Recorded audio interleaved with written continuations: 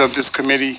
My name is Michael Askew, and I'm Director of Recovery of Advocacy at Connecticut Community for Addiction Recovery, known as CCAR. I'm also a person in long-term recovery, which means I haven't used drugs and alcohol since May 28, 1989.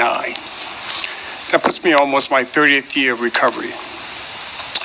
I want to thank this committee for allowing me to testify on a bill that has long time been shared the need to recognize the impact of having a criminal record and how it can affect an individual, their family, and community. I remember being before this committee back in 2002. Senator Eric Coleman and Representative Mike Lawler co-chairs, and we discussed about the pardon process. Back then was really an issue of people becoming intimidated and fearful of applying. So here we are, sometime later. In the meantime, my history is that I was arrested 11 times. I was convicted 9 times, and I did 7 prison terms. And when I was released in 1992, I began to change my life. And by 1996, I was employed. But it was a challenge to get employment.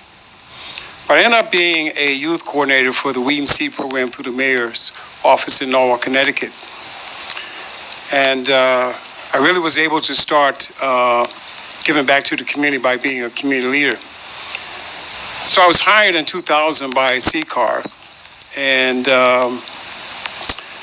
one of the things that we recognized was the need to support the change in the pardon process. And so that opportunity with Senator Coleman and Representative Lawler back in 2002 gave us an opportunity to share an informational gathering session and subsequently have some input and suggestions to the Law Revision Commission on how this process may help support individuals that was coming out of prison. And so in 2005, the Board of Pardons and the Board of Parole was merged. There was significant changes to the process of the application, but also that's when the requirements for 5 years for felony, 3 years for misdemeanor became a statute. So once again, I'm really honored to be here because I stand before you still with a criminal record. But in my experience since 2001, I've been holding monthly trainings, pardon trainings, for individuals in Bridgeport. And I've seen a lot of people access this opportunity. But I've seen a lot of people not even care to because of the, I guess, word of mouth of being denied. It's not,